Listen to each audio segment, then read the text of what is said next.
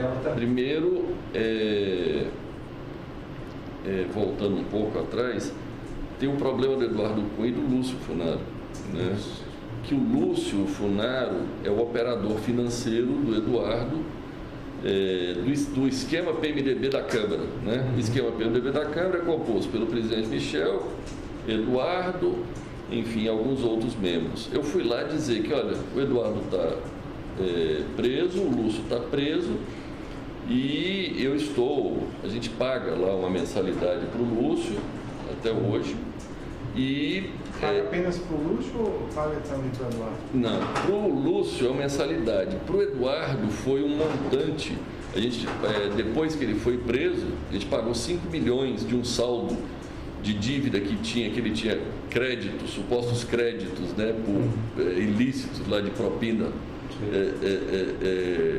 que tinha ficado num saldo anterior. Isso é relacionado àquele esquema do FI e FGTS? Não, esse era 20 milhões que é relacionado à renovação do incentivo da desoneração tributária do setor de frango, que na época o Eduardo Cunha tramitou essa prorrogação e pediu lá 20 milhões para que isso acontecesse. Enfim, na realidade eu achava que era 15, depois ele disse que era 20, então por isso ficou esse saldo de mais 5.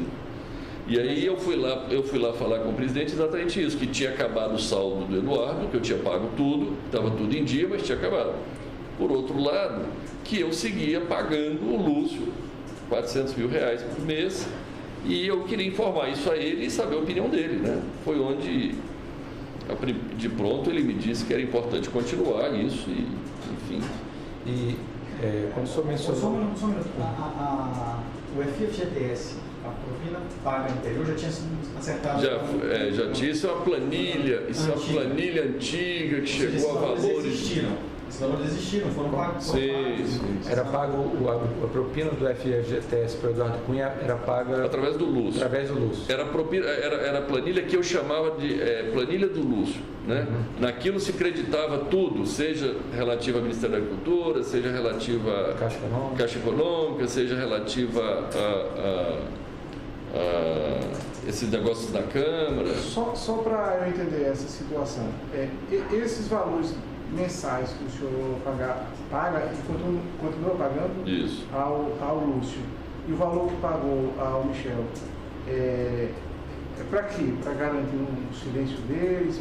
Qual é a razão disso? Então, agora, ultimamente, esse é que estava sendo o problema, é para garantir o silêncio dele, para manter eles calmos, né? Para manter o Lúcio calmo lá na penitenciária, e o Eduardo também, né? O calmo é o quê? Para eles não revelarem algum fato?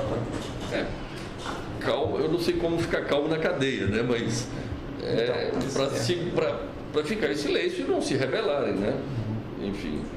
Não havia algum temor de que eles fizessem colaboração premiada, que eles Olha, eu sempre recebi sinais claros de que era importante mantê-los financeiramente, a família e tal, resolvidos, né? Esses sinais vieram de onde? Começou porque assim que ele foi preso, foi muito perto de... O presidente Michel já tinha assumido, né? Foi inicialmente através do Gedel, e aí, quando o Gedel foi investigado, não podia conversar mais com ele, eu fui lá falar com o presidente. E quando o senhor falou que estava cuidando, eu não lembro a expressão que o senhor usou, do Lúcio e do Eduardo, o que o presidente falou? Eu ouvi do presidente claramente ele dizendo que era importante manter isso. A primeira missão minha lá era essa, era ir lá saber dele se o compromisso ainda era necessário, né? Ele me disse de pronto que sim. Tanto em relação a Eduardo quanto ao Lúcio. Ele conhece, ele sabe quem é Lúcio. Sim, quando eu falei Lúcio, ele achou que era o Lúcio, irmão do Gedel. Eu ainda disse, não, presidente, não é o Lúcio Vieira Lima, é o Lúcio Funaro. Ah, tá, entendi. Aí foi onde ele disse, não. Ele fez algum comentário em relação ao Eduardo Cunha, a essa postura do Eduardo Cunha de... Ele fez um comentário, aquele questionário, que o Eduardo fica fustigando ele e tal. Eu entendi aquilo como um reforço à necessidade de eu manter, vamos dizer, financeiramente, né? Vamos dizer, porque o que eu entendo é que existe ali um grupo onde parte do grupo está preso, parte está no poder, né? E o Eduardo, o presidente comenta alguma coisa, se o Eduardo pretende que seja ajudado por alguém, que faça alguma coisa por ele? Ele me fez um comentário curioso que ele disse: o Eduardo quer que eu ajude ele no Supremo? Poxa, eu posso ajudar com 2, com 11 não dá. Eu também fiquei calado, ouvi ele, não sei como o presidente poderia ajudá-lo. Tá. Isso foi essa gravação. Tá. Depois dessa, mais uma coisa sobre essa. Nessa reunião, o senhor disse que tinha uma agenda de interesse. Então, a primeira coisa foi falar com ele que eu estava mantendo financeiramente os 2 e o quanto isso deveria continuar e tal. Ele me confirmou que seria importante. Aí eu passei para a segunda fase, para a segunda parte da minha reunião, que foi perguntar a ele quem seria o interlocutor, dado que Gedel tinha caído. Ele me disse que era o Rodrigo Rocha Louros, e eu ainda falei para ele, ainda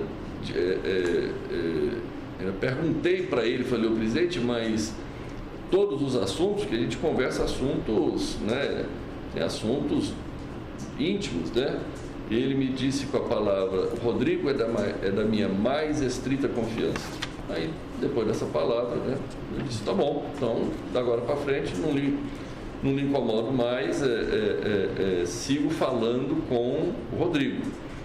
E aí eu passei para a próxima parte, que já foi adiantando um pouco a ele o que seriam os assuntos que eu teria ali naquele momento para tratar com o Rodrigo, né?